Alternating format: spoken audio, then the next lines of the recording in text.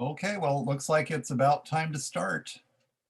I think we're all here. It looks like we've got 24 people overall. Welcome to our presentation. Welcome to my presentation, I guess I should say. I hope you can all hear me okay. I'm sitting at home in front of my computer, and I had trouble with my original microphone, so I'm using just the microphone that's built into the computer. So if I sound like I'm far off in space, then that's just the vibe we're setting for tonight. Uh, but as I mentioned, I'm Kurt Messick. I teach astronomy and various other science and some general education courses at Ivy Tech Community College, which is in Bloomington, Indiana. And I've been using Slooh with my classes for about a year now. And I mostly use it with my Astronomy 102 class. I integrate it sort of very fully into that. And I use it a little more sparingly with my 101 class and my Earth Science class. And I use it for extra credit for a lot of my other courses. So it gets around in my curriculum in different ways. But I think Leah is our Slooh events host tonight, and I will do a couple of different things. I've not done this before, so you're all guinea pigs for my thing that I'm doing here. So please let me know if something works and something doesn't. I can take questions, although I may sometimes defer a question if you have a question to a little bit later, if I know the answer is coming up. But one of the things that I will also do, if I don't know the answer, I will defer to Leah, or also defer to others who work at Slooh to get back with you. I won't pretend to know something that I don't know, which is quite a lot in the universe. The picture that I have behind me actually is a Slooh image. So I will show you a number of things that we have in terms of the kinds of images we get. I'll show you how I've put some of the quests into my classes, and we'll sort of go from there. But first I want to share my screen, and let me go to this one here. Are you seeing my PowerPoint? Is everyone seeing my PowerPoint? Okay. I promise I'm not going to do death by PowerPoint. I know some people do that quite a bit. Oh, that's not what I wanted to do. It would help if I could actually get it to go play from start there. We are with Slooh, of course, and if you log in, if you come into the site, one of the things you might see is a wonderful graphic like this. The thing that I like about this is it emphasizes both telescopes and community. And one of the things that I have found helpful and interesting just for myself as well as my students is that there really is a lot of activity in and amongst the people who are using things, not just among my students, but also outside of my students who can use the system. Of course, if you're interested in using a Slooh, we have a little bit of a blurb here on how and why we teach the universe. Of course, I'm going to guess that most of you, if you're here, are already sold on the idea of teaching the universe to your students and teaching the planets and the stars and the galaxies and green clovers and blue, well, no, wait, that's Lucky Charms. If you hear me say a bad joke, I apologize in advance. I was once a stand-up comedian. I was not a great stand-up comedian, which is why I'm an astronomy professor today, but I still try. I still give it the old college try.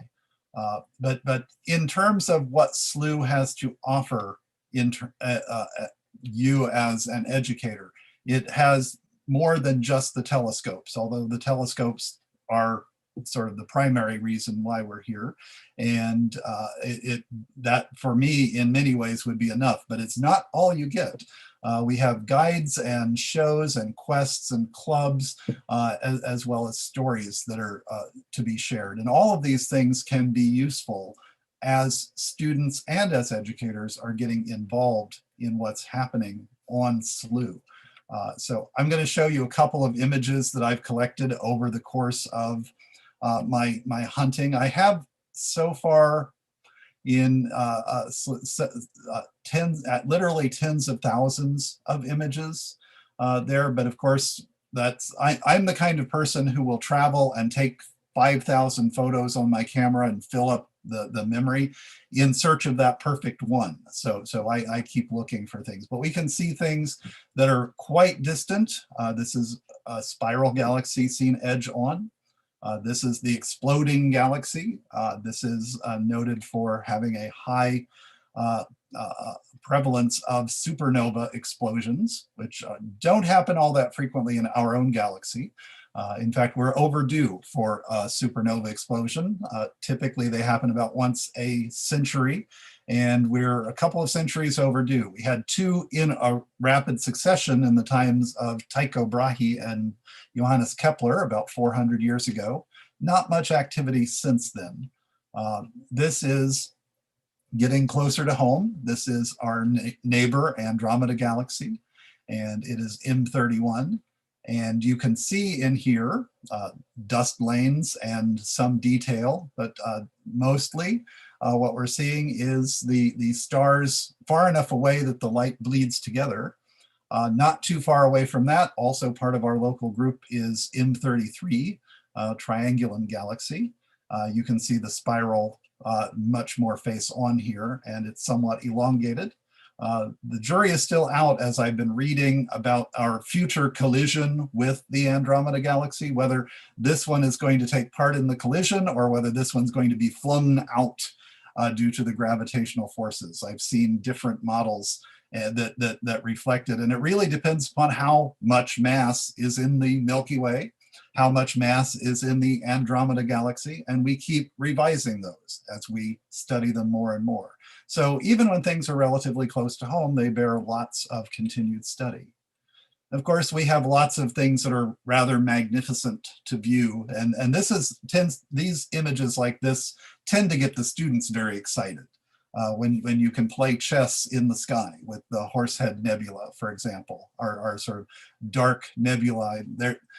The hunting on Slooh of different types of nebulae, we have it broken into 4 different types. The dark nebulae here can be rather hard to get in images, but the Horsehead Nebula, fortunately for us from our perspective, positioned itself right in front of other things that really highlight it.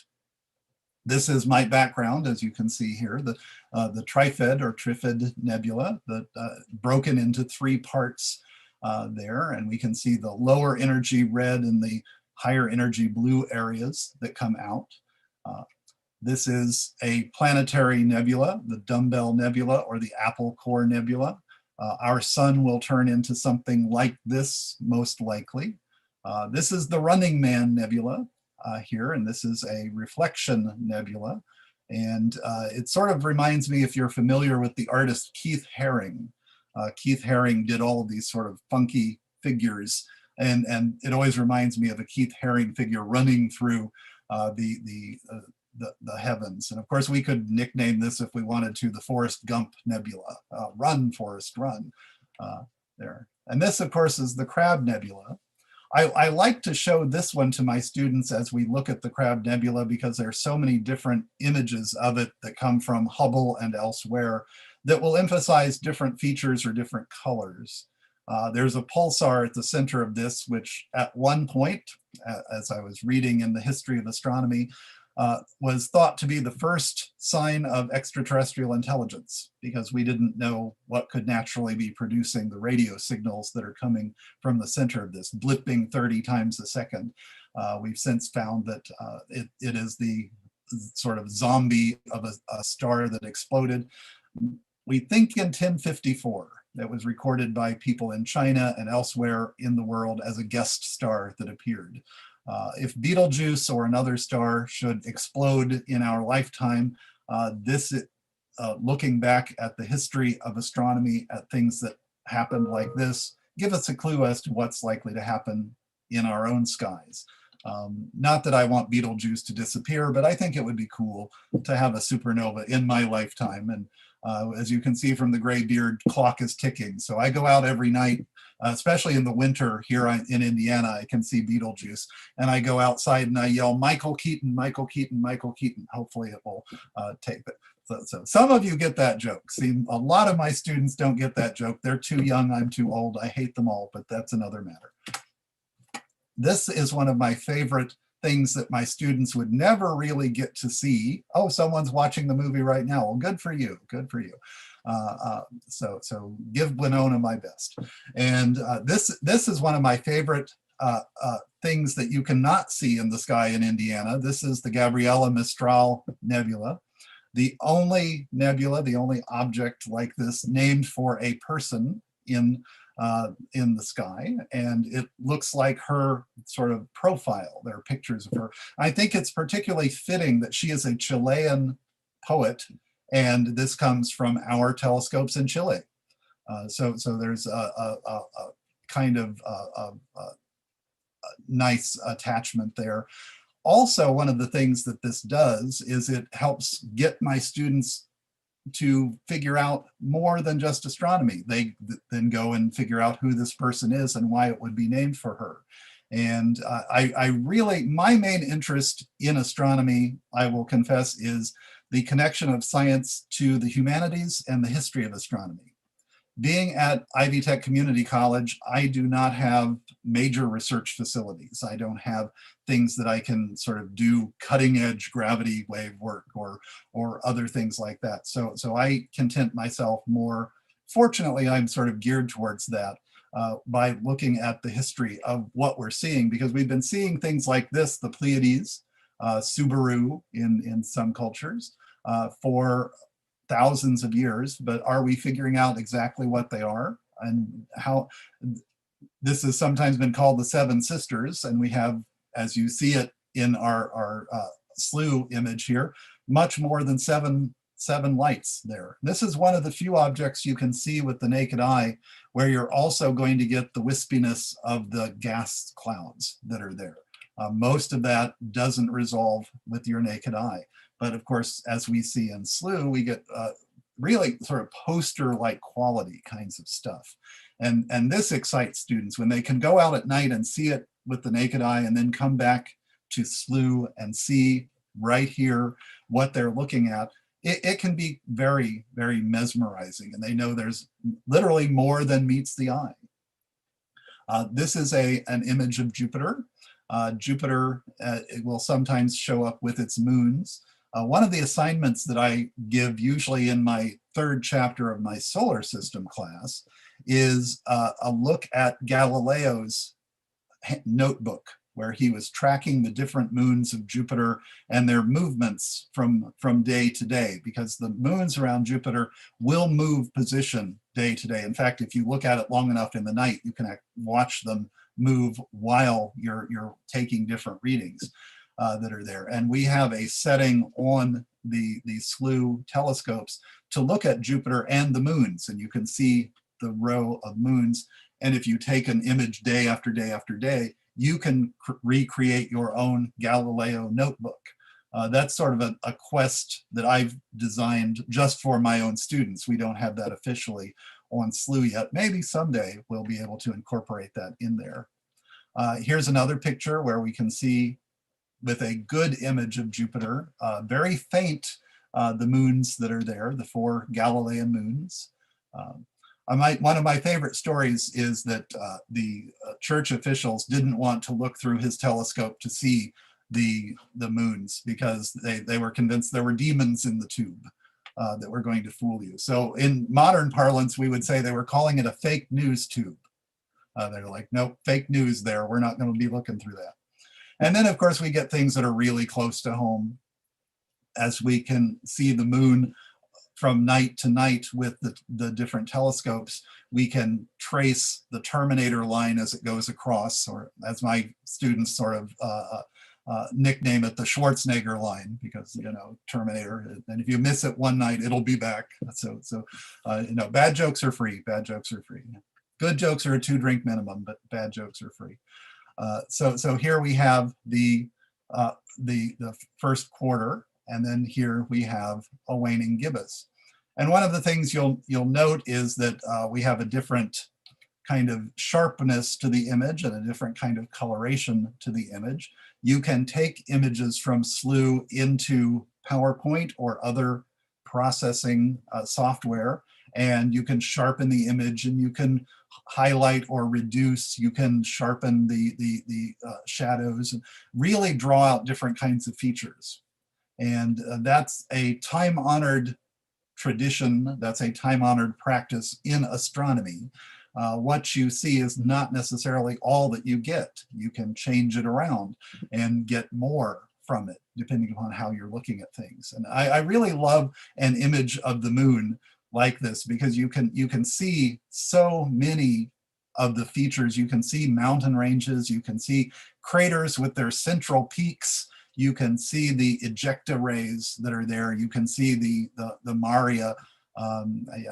We have, of course, I always have to teach them Mare, Latin for sea, and Maria. And then, of course, we all start singing The Sound of Music. How do you solve a problem like the Maria? But these are images, and I'm trying to credit the people that I took these images from, because these just happened today. These are hot off the press, and of course, being the sun, hot would be the operative term. But these were happening while I was in class today, so I didn't get to look at the sun directly. Really dramatic effects going on with some of the sunspots that we have in there. And we had a really out of this world ejection happen. This one was a great one that you can sort of see in almost in the time lapse as it's developing and shooting out. And of course, this would be multiple times the size of the Earth in terms of its jetting up from the surface of the sun. Here's another one as well.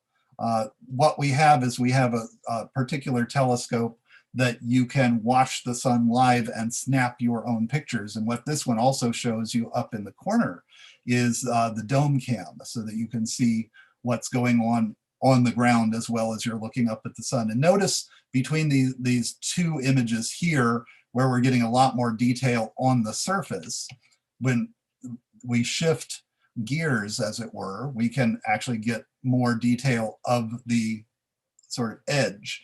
And here we can see that mass that's leaving the top of the sun.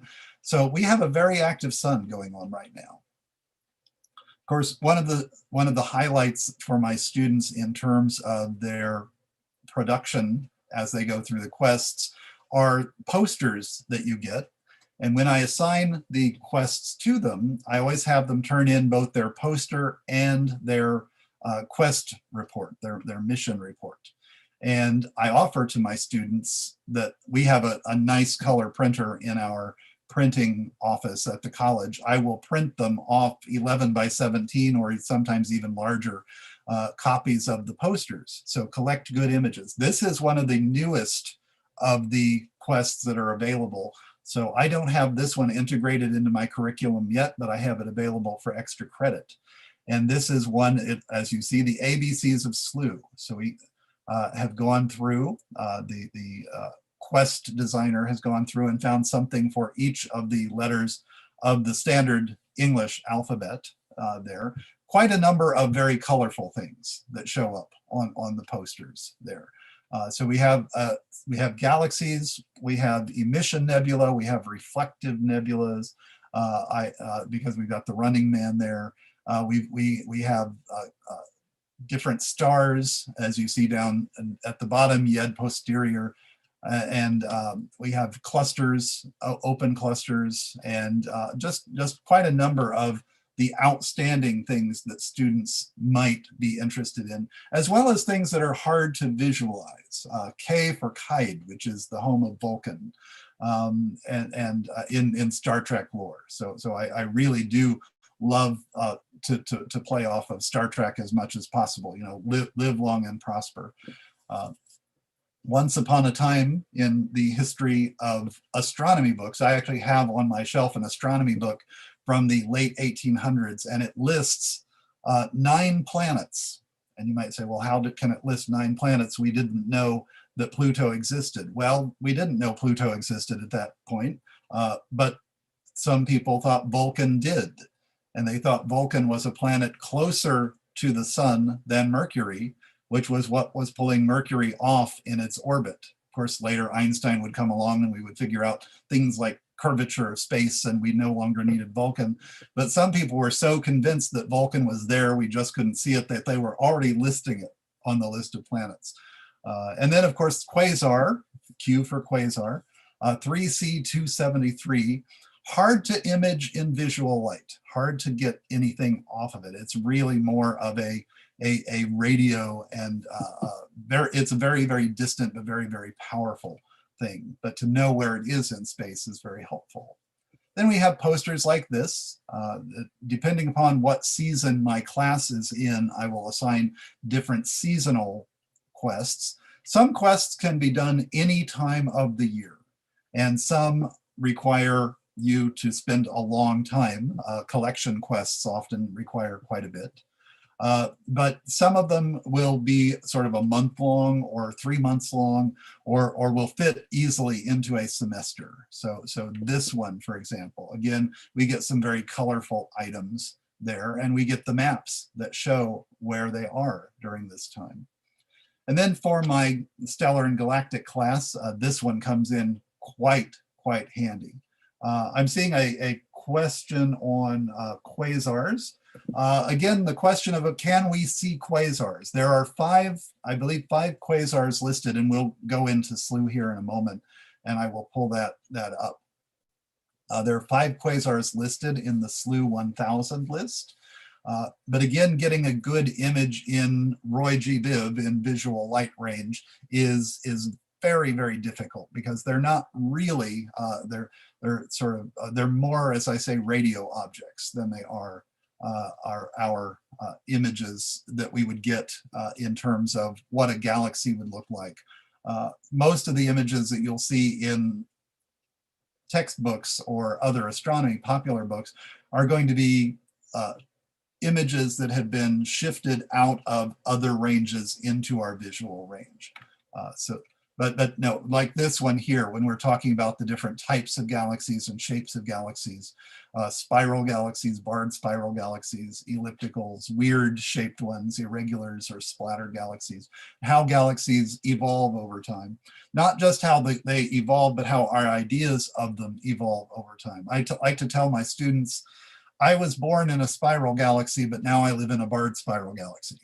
But I didn't have to move because we just sort of discovered new things, and we're discovering new things even next to home here. But it's hard to tell what the shape is from the inside.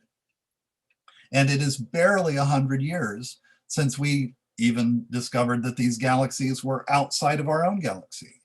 Again, the history of astronomy was, for quite a while, our galaxy was it. We were just, the universe was the galaxy. There was an equivalency there. And it wasn't until 1920 forward that we really started figuring out these are not sort of nebulae within our own galaxy, but they are quite distant away. And that took a lot of different steps from the late 1800s up till 1920 to finally verify that. One of the persons who helped along the way, apart from Hubble, was Henrietta Swan Leavitt. If you advance through the ranks of the gravity points, we have one in honor of her. And I just read an article in Sky and Telescope magazine this morning. It came out in the December edition on her life. This is another of the posters that you can get, and it deals with the Drake equation. Of course, the Drake equation is the calculation that we have on the likelihood of life somewhere else in the universe. And again, I tell my students, when I was taking Astronomy 101 back in 1985, I think there was one sentence in my textbook that said, someday we might find out if there are other planets around other stars, because we didn't know that yet. And then another sentence that said, and someday we might find out if there's life somewhere else. Recently in Astronomy magazine, I think it was, they had an article on the top 10 places in our solar system likely to have life. And those places included such frozen delights as Titan and Pluto. I was shocked to find Pluto was one of the top 10. But wherever you have energy, liquid, and carbon, you have the possibility for life. And you might even learn that just from Star Trek.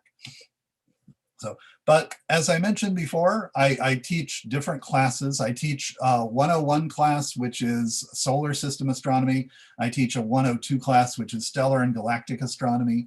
I integrate this Slooh most completely with my 102 class. We do use the OpenStax textbook, and the 102 class, the 101 class and the 102 class sort of overlap with chapters 15 and 16 in that book. 15 and 16 deal with the sun. So we go through sort of the basics of science and the solar system and end with the sun in 101. Then we start with the sun and go through stars, galaxies, other things outside of our solar system in 102. But here you can sort of see, I already have a lab set up in week 1 where they get introduced to Slooh. I also introduce, at the very bottom there, you'll see lab 1. I also introduce them to another online science site called Zooniverse, and they can do galaxy observations and identifications and help out with projects there. Then the next week, we start to get into some of the Slooh labs more directly in terms of the quests. Like the very first one I have them do is one on the sun, because we had just studied about the sun before, so it ties in. And I'll take you to this one here in a moment. But then we sort of go from there. One of the things I love about this, I teach at the community college level, but some of our courses at Ivy Tech and some courses at other community colleges and maybe even some universities will have dual credit arrangements with high schools so that you can get college credit for the course in high school. And we follow often different standards like the NGSS, the Next Generation Science Standards. This website would take you to that. And there is a curriculum guide that I will show you in a moment that tells you which quests, which of the missions here are tied to which of the standards. We also do Common Core standards, and this is a website for that. So you could go here and find out for all the different levels, K through 12, that are there. And of course, I thought we'd end with the Omega globular cluster. One of the things that I like about where I am, and I'm geographically lucky in some ways, is that I'm next door to Indiana University. And Indiana University has Kirkwood Observatory.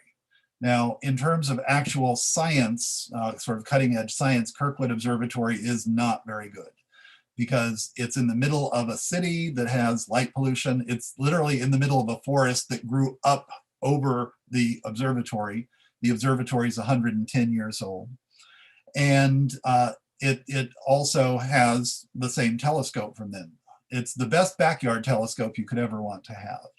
But the one thing I really do like about having that and having the program at IU right next door, is a lot of their graduate students focus on globular clusters.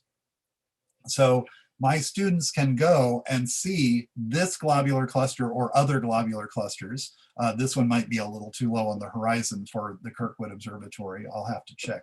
But they can see other globular clusters live through that telescope. And then they can come back and see the same globular cluster on Slooh and do a comparison between those two different things that are there. But that's that little presentation there. I want to stop here for a moment for some questions before we go into Slooh itself, and I'll also show you my Canvas classroom a little more directly. Any questions? You can type them into the chat, or I don't know, are people allowed to unmute themselves to say something? That would be fine with me as well. Yep, you can raise your hand. You can write it in chat. You could use Q&A. However you want to ask a question, feel free. So, and like I said, if I know the answer, I will tell you. If I don't know the answer, I will defer, or we'll sort of figure out how we can get an answer to you. Let me share one other thing here, if I can find let's see, I thought I had my classroom opened here. Let me go find out where my classroom disappeared to. Okay, Ivy Learn. Have to get that open. There's one particular thing that I want to share with you.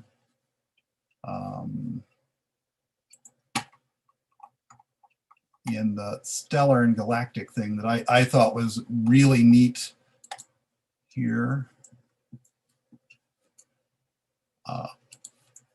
Okay, I think there we go. Let me share this one here. Go to modules. Hopefully you can sort of see the modules here. I have, as I mentioned, extra credit. We have one quest, one that is called Hold the Universe in Your Hands. And it's a practical one where you can actually make this thing. As you see, I'm holding my phone and I have a 3D image of the moon in my phone that's there. And the way you do this is you construct, and they suggested out of an old CD case, your own little device that you then use with your cell phone to create this. And I had quite a number of students who became very excited with that. If we go to Slooh's site here, to the quest itself, are you all seeing Hold the Universe on that page there? Good. This is a completed one. And of course, when the students complete, I always have them download the quest report, as you can see here. But you go into the quest itself, ready to make your hologram, and it will describe a little bit of the history of images and visual data. And it will ask some different questions. The students, you can repeat this. It's not a one-shot deal. So the students can go through and make mistakes along the way and still progress. Then you get started. You need to collect your hologram image. I decided I wanted a moon, but then we have a video that shows you how to construct your device. And then you go back into talking about a little bit of the history of this and how magical it can be in different ways. And a bit more to make sure the students have read it just a little bit there. And then you make your poster. Again, I always have the students do a poster as well as the quest report. And in this particular one, I had them turn in the pictures, if they could get a picture of their phone showing their 3D image, which was always rather fun to me. But I really did enjoy that one there. The way I do my classes, are you seeing the Canvas area again here? When I put up new modules, I bumped the old module down. So module 1 is there, then module 2. You'll see in module 3, we just sort of go through OpenStax in an orderly form, and sort of starting with this class, chapter 15. But the different items that we have, labs are tied to the Slooh quests. And here I have 2 for Orion the Hunter. Of course, that doesn't work in every season. And Nifty Nebula, I think that one does. And then how big and how far, these different missions that are on the Slooh site. And then the stars like ours and the life of stars, as we're looking at the stars in the chapter. Island universes, Cosmic Explorer when we're getting into galactic things. Universe rulers, Milky Way doppelganger when we're talking more about cosmology, and then of course the Drake equation and language of astronomy as we round out the entire semester. So I have 8 modules. If you teach a 16-week class, this could be 2 2 weeks each. If you're teaching an 8-week class, it obviously works for that. But I have essentially 1 mission a week. What I do when I assign these is that I have flexible deadlines, because sometimes the telescopes are not available. Clouds happen in astronomy. And sometimes it can take a while to get the images. So as long as my students are working towards progressing, I'm okay with them being a little bit late here and there. But another thing is, the way I have laid them out, you'll often have images that you've collected, say, on the life of stars or how big and how far, that can then be reused if necessary for the universe rulers, or the language of astronomy and things like that. But if we go into the Slooh site itself, I hope most of you have played around with Slooh and are familiar with Slooh. We have, as you would log in, the first page here, you'll see the quest map. And you'll see, I love quests. I really do love quests.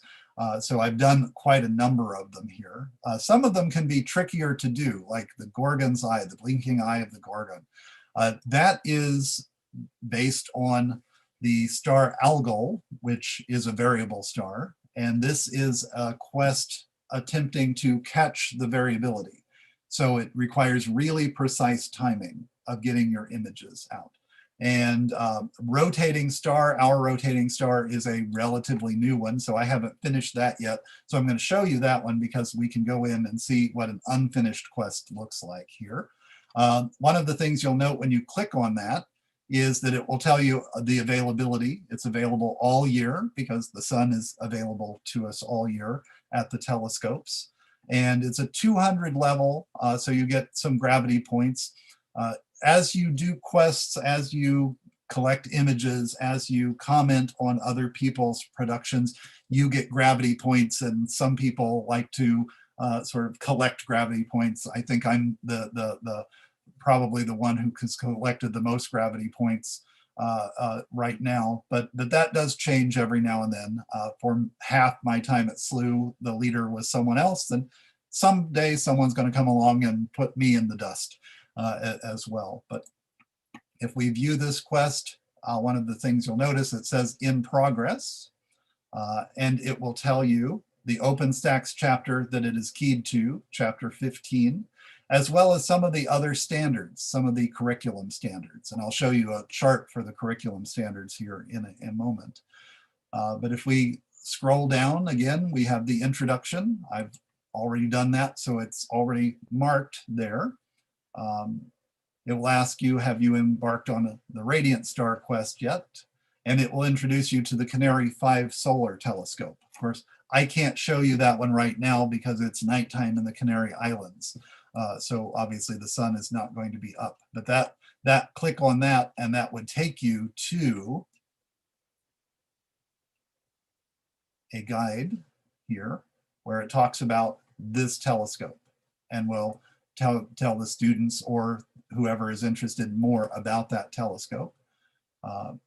Gives you a little bit of a summary of what's happening on the sun and below the surface. Talks a little bit about the magnetism issues that are involved, especially in sunspots, and right now we're really active.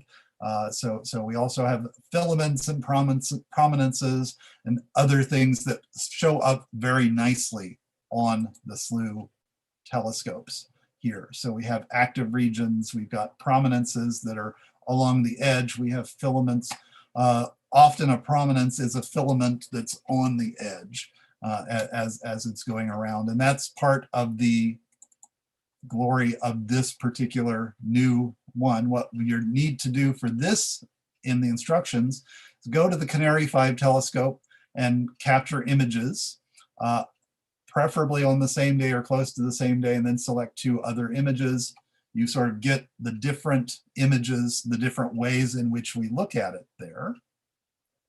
And I'm telling it when I found that there, and we can compare that. You get a poster from this, the different images that we've got. And then you do a little bit of a write-up the sun has been active lately. And then you go on to the next step. And this is where I have stopped right now, because what this is going to do is this is going to give you an animation. Some of our quests will take your images and animate them for you. Sort of like in the old style of cartoons, you have one image and then another that's a little bit different and another that's a little bit different, and then you run them in rapid succession. But it talks about how the sun is rotating. So what you've got to do is you've got to collect an image each of 5 days in a row. And that can be tricky because, again, clouds happen. So you might collect images Monday, Tuesday, Wednesday, but then Thursday there are clouds. So you need to start over the next week.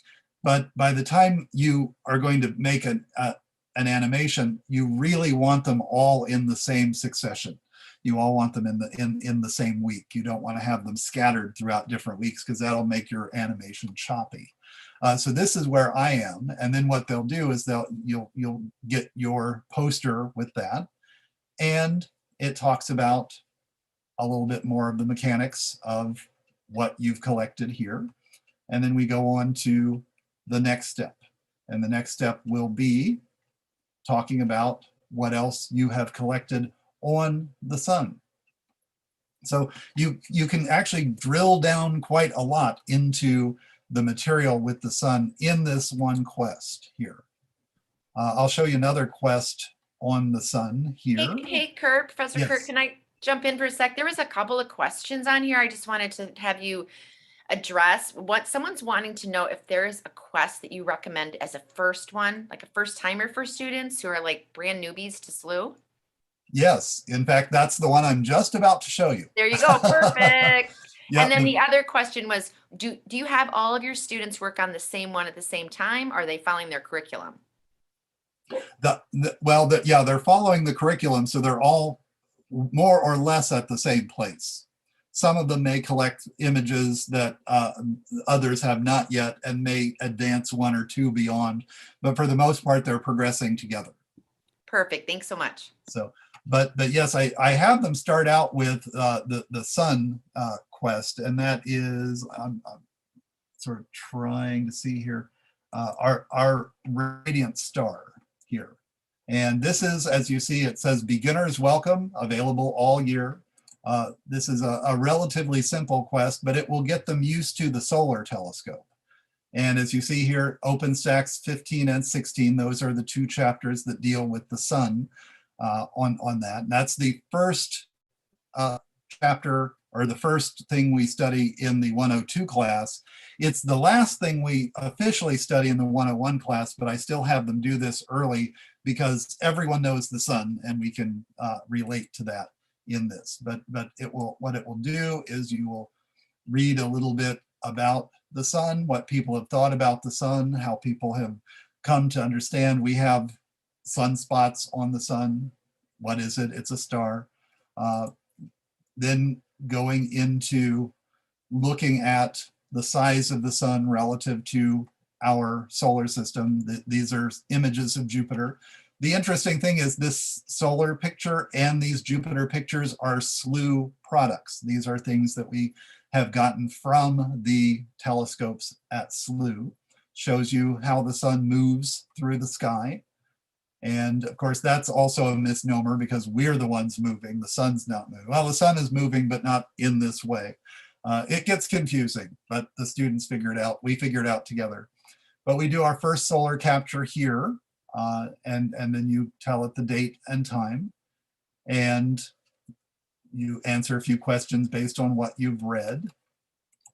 And then we go to another place, and you may recognize this as a similar image from what we had in the other quest. And oh, image credit Leah. Hey, there you go. And another observation from the 1890s. So it shows you how our images, by what you're getting in Slooh and what we have here, can change. And then here's my second solar capture, and you'll see I chose to take it from the different way we look at the sun that's there. I tell it the date and answer a few more questions. We have an interesting poem that we have here. And then we have a poster that shows the two images. I tell a little bit about what I saw on the sun. And then to the next step, we dive a little bit deeper into it. Again, those are similar images to what we had on the other quest. So you'll see some repetition, and repetition is good in education. Some more questions, yet another poster. These are very similar. These are different on different days. And then we have our major poster that shows the different ones. You can see how the prominence is different on the different capture days here. And then you claim your badge and you get some points, and you get to then also go back to the beginning and get your quest report. And the quest report here, you can sort of download it. And let me see if I can open this. It'll sort of show you what the students can turn in for you.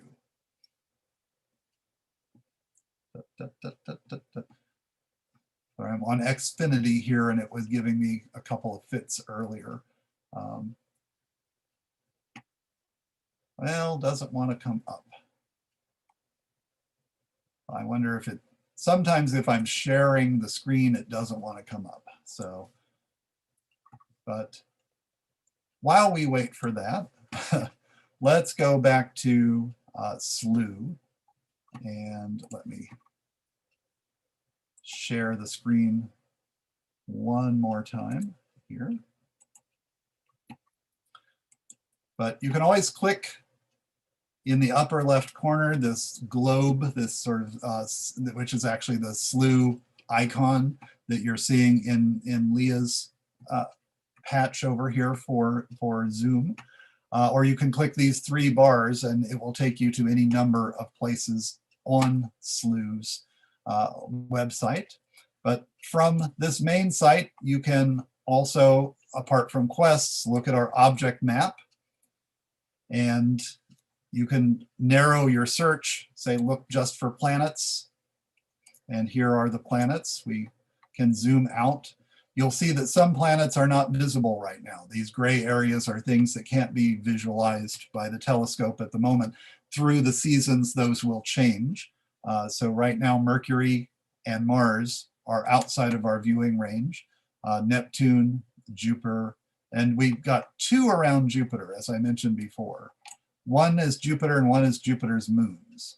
So if I were to click on, say, Jupiter's moons, what it will tell me is the latest images that I've gotten, people who have done the most work on it. Not a surprise there that Sean is one of my fellow active members there. But if you click on view images, what it will do is it will show me all the different images that I've collected. And as I mentioned before, when you're looking at it, notice you see Jupiter in the middle there, but two dots on one side and a third dot on the other side. And as we look at these images from day to day to day, that arrangement of dots will change. You could actually put this into an animation generator and watch them move. But this is what Galileo is seeing. This is what Galileo's notebook looks like, a larger dot for Jupiter with smaller dots in different arrangements from day to day. First time anyone could figure out that something was going around something other than the Earth. This was verification for that. So that's showing Jupiter. Notice you don't have a lot of detail on Jupiter there, because the main focus of that kind of picture is to see Jupiter's moons along with Jupiter. But if you go back up to the object map, you can also narrow things down by what has images or what doesn't have images.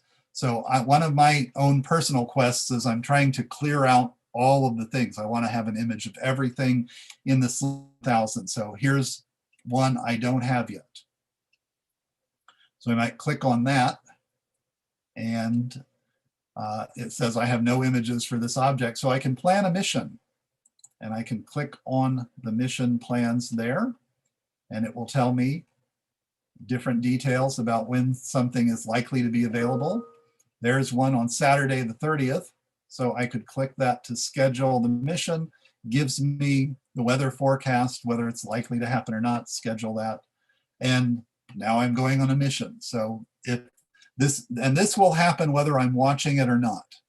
So I don't actually have to be there. What it will do is when it goes to that object and takes the image, it will then feed it into that list of images that I showed you down here. See, right now it's showing Jupiter's moons, but ordinarily it will show all of the other objects that I have collected. And these are ones I've collected this evening, including different images of the Crab Nebula. There's the Crab Nebula again. If you collect a lot of images, you can process them together with different processes like stacking. You can use the different images to really enhance what you're getting out of Slooh. One of the things that I also like to do, though, is I like to see what other people are doing. Scrolling down from our top here, it'll show you the missions that you've planned. I have 2 missions planned right now, and missions that have recently run, the images that have come off of those. But down here, the activity feed. What are other people looking at? What are other people doing? And Jeff here has a new observation of the Whale Nebula, or Whale Galaxy, sorry. And as we look at that, it looks like a whale. And there's a little attendant galaxy there, satellite galaxy, that is sometimes called the calf for the whale. But along with this image, he has given us a little write-up of what it's like. Sometimes they'll give fun facts, sometimes they'll give a history lesson, sometimes they'll give some scientific data. And if you like the image and like the write-up, you can click the little heart there and he'll get some gravity points for that. And you can also write a response to that. And some people add their own images in response to that as well. If you have a particular image that you're hoping to find, you can go to the Find a Guide and say, let's see, what should we look for? Am I spelling Betelgeuse right? Yes, I am. There. We can go to Betelgeuse and it will take us to a little bit about Betelgeuse, observations. We can see different images that people have collected. Here's something from Daniel Chan, a bright, beautiful image. So I would be sorry to lose that star if it exploded. I still want it to explode. But here, someone else, Betelgeuse, Betelgeuse, Betelgeuse. So that, see, it's not my original joke. It's everybody gets it. But in this image here, what has been done is they've also added a little bit of a context to the image so that we know a little bit more about where it is. It's part of the Orion constellation, but it's also quite a bit significantly further away than its companion star at the top. So you can learn all sorts of new things from your fellow astronomers. Here's one with a really neat data chart. And I'm going to assume that the write-up talks about the data chart there. So in that, yeah, that's from one of our top users as well. So I know we're getting close to the top of the hour, so I don't want to just sort of keep going on. If there are any more questions, please let me know.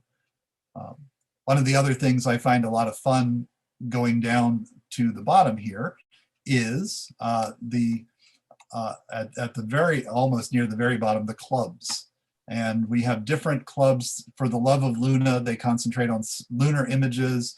Our sun focuses on solar images. The art of astro imaging and nightscapes are 2 that will talk about a lot of the either mechanics or artistic elements of what's happening there. And Astronomers Anonymous is sort of the most active and most popular club. Hey, Kurt, we have a raised hand here. Okay. Go ahead, Scott. You can unmute yourself.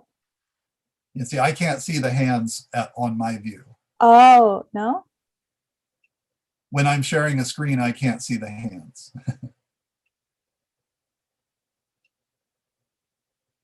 So a question? I thought so.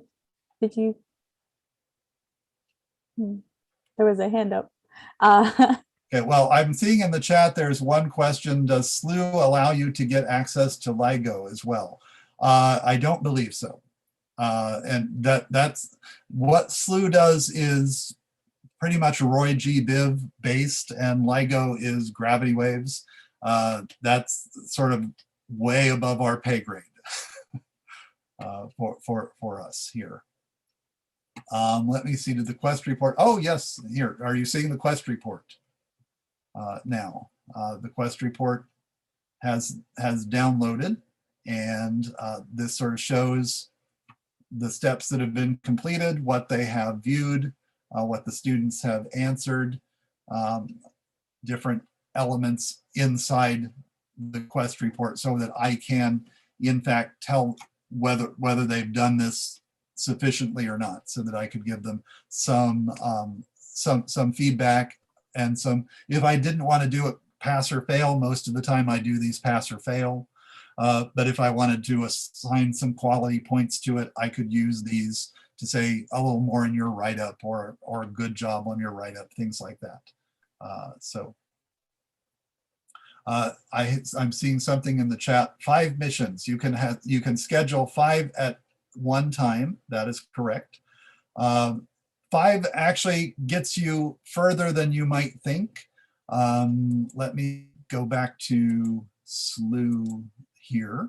One of the things you might see is here are my recent missions. Notice I have one at 2330, 2325, 2320, 2315, 2310, 2300, 2250. See, all of these are tonight.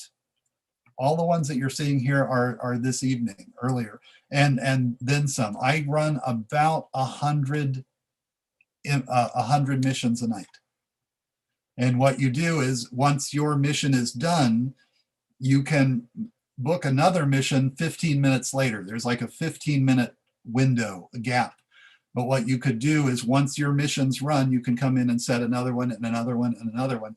So as I'm doing my grading and classes online and stuff like that, I always have Slooh in the background. So I will just pop over and set new missions, and then pop over again and set new missions. And that's why I have all of these little symbols over here on the side.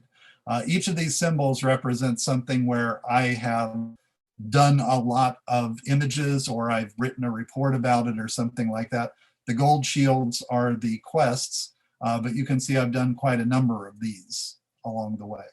As you collect points, we have leaderboards. You can see the sort of top leaderboard for the last 10 days and how many points people have accumulated, and then the top for all time and how many they've accumulated. And we have different rankings. If you click on mine, you'll see I am at what's called the Hubble level. We have our little graphic there with Hubble with the pipe, because he smoked a pipe.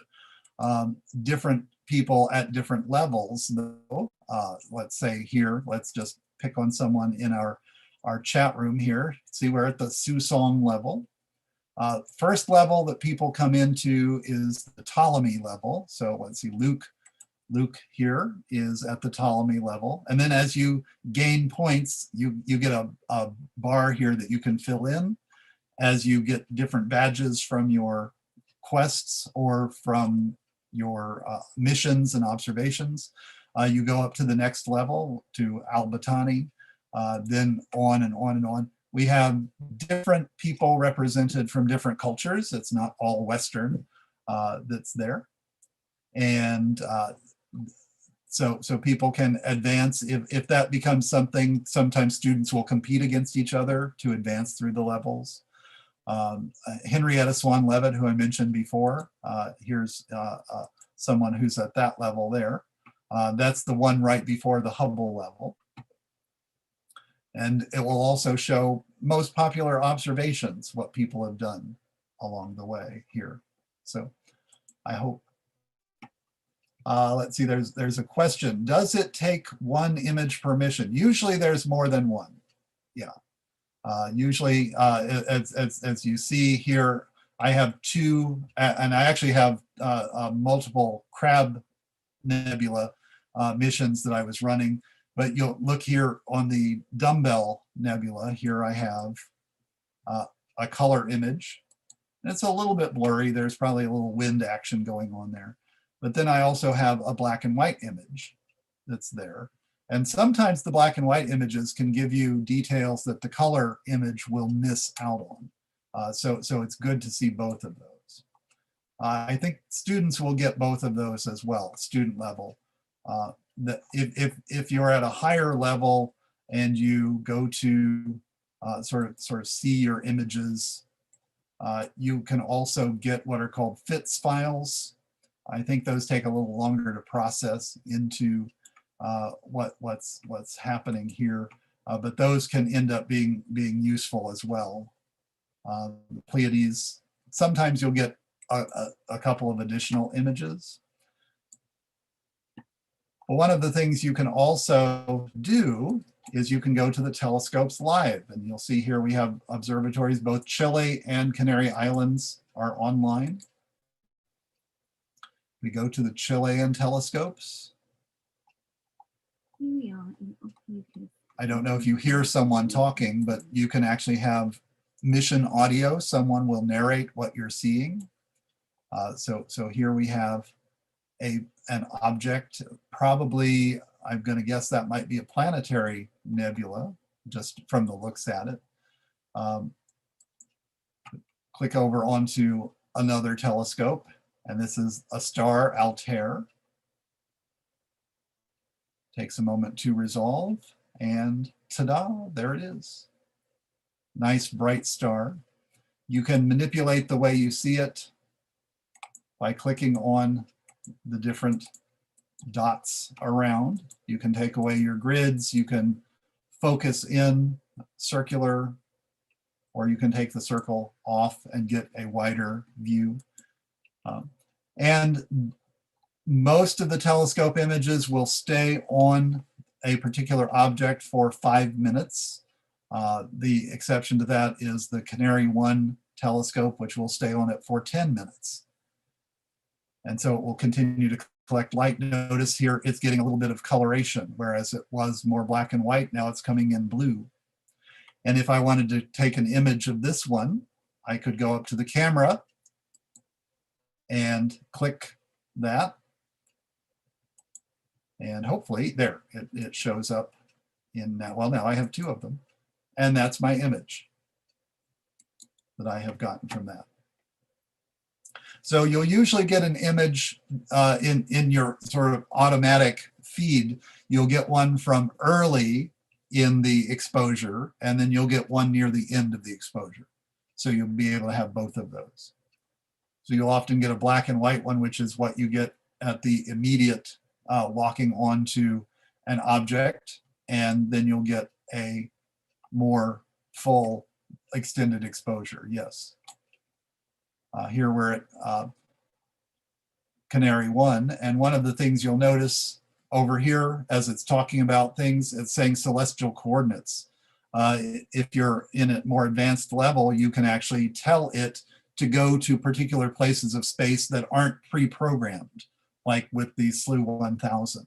And you can track, there are people who track asteroids and comets with this, and it can be quite a lot of fun to do that. In fact, I was looking at an open cluster recently, and I noticed this little fuzzy thing up in the corner, and it turned out to be a comet that other people were tracking, and I just happened to be looking at it at the same. So yeah, well, thanks for being here. I see a few people are popping out, and that's fine. High school students can start with the 100 and the 200 levels. That would be just fine. I start my college students off with the 100 levels just because it gets them used to Slooh. And that way they're not fighting learning the technology at the same time as they're learning the science behind it.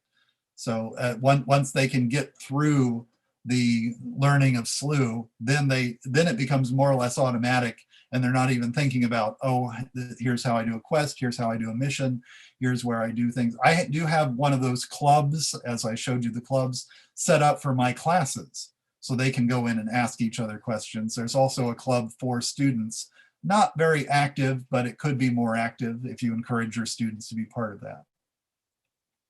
So. We do have another question that's about how you approach starting a lesson about and starting a quest with your class, like what the initial lesson is like.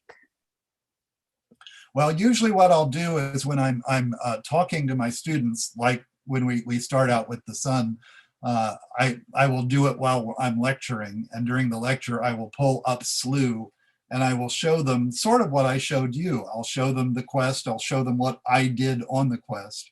I always make sure I've done the quest before I give it to them, so that I know what to expect, but that way I can show them where the solar telescope is in terms of hunting out. So here you would click on Canary Islands and go to Canary, and it's Canary 5 for us.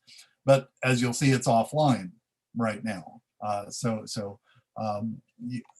During the day in the Canary Islands, it would be open and you could then begin clicking your images. So I would then open up the quest for them as well on my screen and show them what I've done. But then in my course modules, let's see if you can see my course modules. Are you seeing that on screen? Then they have an area where they can just click in the module and it will take you to a little bit of my explanation and a link directly back to the quest, so that they can just click right there and then begin the quest. I hope that answers that question. So, any other questions? Yeah, exactly. The solar telescope is one you have to do live, but I like having them do their first one live because that will also get them used to doing live observations in addition to the missions. As I think there's always something just a little bit special about actually watching it and clicking it while you're watching it. So. Okay, well, I think that's all that I have to offer you tonight, and I thank you for your attention and for being here. So I'll stop that. If you have any other questions, feel free to email us. If you email Slooh and you have a specific question for me, they know how to get a hold of me. I'm also, I'll put my email in the chat room area. I'm at Ivy Tech, as I mentioned, Ivy Tech Community College, so it's ivytech.edu. I am K Messick. I also have a YouTube channel that's Kurt Messick. You can find me probably most easily if you type in Kurt Messick, William Shatner, or Kurt Messick, Christopher Lloyd. I had a bunch of celebrities give me videos for my online classes during COVID times. And so I have a whole channel devoted to celebrities giving shout outs. So again, because I was in comedy, I know lots of agents and lots of behind the scenes people who could get me videos. And none of them were working either. They were all stuck at home. So why not make videos for Kurt? Thank you so much, Professor Kurt, for all the information you gave us today. I'd just like to introduce myself real quick. My name's Katie. I'm the Director of Education Sales at Slooh. And if anybody needs any information or wants to book a meeting or a demonstration with me, please do so. You can email me at Katie, Katie @slooh.com, and I will get back to you. I started doing Slooh, as I said, just about a year ago. I test ran it with one class, and now I use it with all 4 of my classes. And I also use it as an extra credit thing for my earth science and other classes. So yes, it's something that you can grow into as well. Great, thank you so much, Professor Kurt, and thank you everybody who's watching. Let me just share one more thing. Sure. We do have a bunch of really cool stuff coming up, but our next webinar, I just start this. I made a thing. Our next webinar is going to be using Slooh in the classroom with John Gianforte, the night of Wednesday, November 3rd at 0 UTC, 8 p.m. Eastern, 5 p.m. Pacific. You can visit our website or email us for more information. If you're already a Slooh member, we urge you to head on to the Professional Development Club, where there are other teachers sharing their best practices. If you're not yet a member with us, you can check out the link, I know it went away, education.slooh.com, or forward any other questions to education@slooh.com. Good night, everybody. Thank you so much for coming. Sure.